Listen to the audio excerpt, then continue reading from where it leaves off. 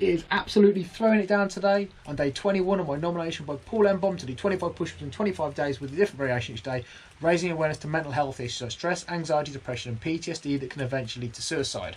The macronutrient we are talking about today is fat. Monounsaturated, polyunsaturated and saturated.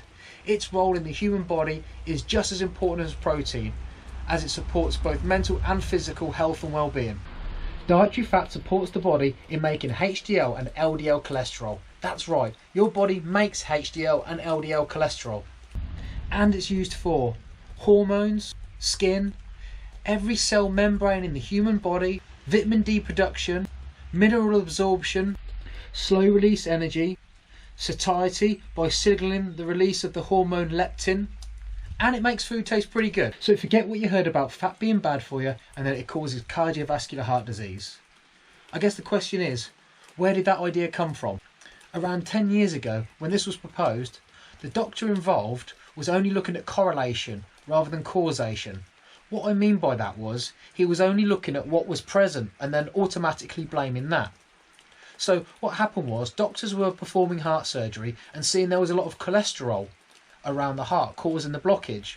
So automatically everyone assumed that cholesterol was the problem, not looking at the actual root cause.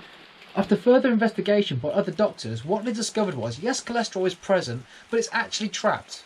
It's trapped in the arteries that are inflamed. The arteries were inflamed due to a poor diet of high processed foods like high fructose corn syrup. In actual fact, by cutting out dietary fat, that can cause the body to struggle in production of making enough HDL, which is supposedly the good cholesterol. And one of HDL's jobs, among many, is to go around the body collecting all the LDL, which is supposedly the bad cholesterol, taking it around into the liver for reprocessing. The truth is, there is no good or bad cholesterol when it comes to HDL and LDL. There's only good levels, and those levels can be controlled by making sure we have enough HDL to start with. The fact is, if you don't want cardiovascular or heart disease, just eat a well-balanced diet and move more. So you can see, fat is really good for you. Just be conscious of the fact that there is 9 calories per gram, so when you're planning your meals, just take that into account.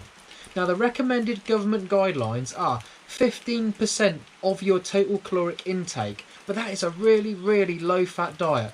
You can happily aim up for 20 to 25% of your caloric intake per day for a healthy, balanced diet.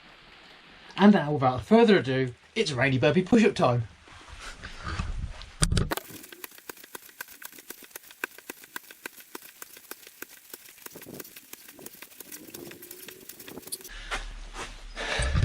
And for my next nomination is James Page. Take it away, brother.